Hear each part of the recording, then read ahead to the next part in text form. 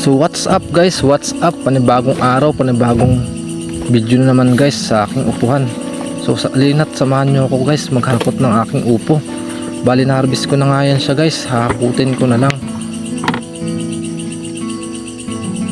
Kung mapapansin nyo guys, ang daming bunga ng aking upo guys. So salamat sa Diyos guys, dahil biyaya nga to ng Diyos para sa akin guys. Bali 2 months nga pala ako guys naghintay sa upo kong to. Bali 2 months bago po ako nag-harvest guys. So bali 10,000 nga pala lahat ng nagastos ko dito guys, pero walang problema yon dahil ilang harvest ko nga lang yan guys, ay mababawi ko na yun dahil marami na nga itong bungang mga upo ko guys. So kung makikita nyo guys, yung mga nakalambitin na yan, mga bunga yan guys, at ilang araw lang yan guys, harvesting ko na.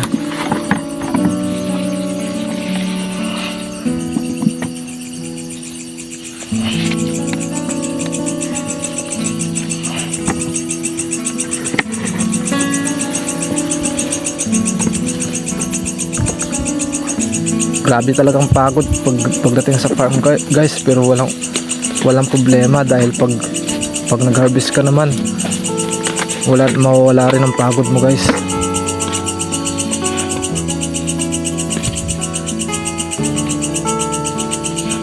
Kung makikita nyo guys, malapit na mga mapunong balde ko guys, kaya dadalhin natin to maya maya pag napuno na guys.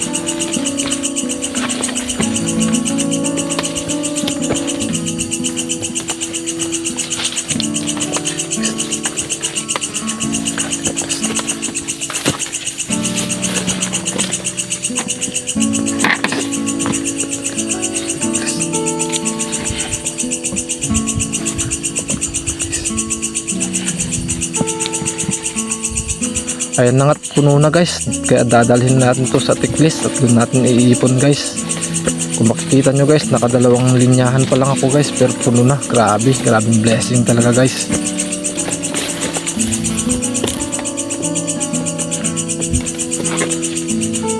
So bali ito nga pala guys yung tiklis ko guys na ninalagyan guys. Kung makikita nyo, marami na akong nailagay guys. So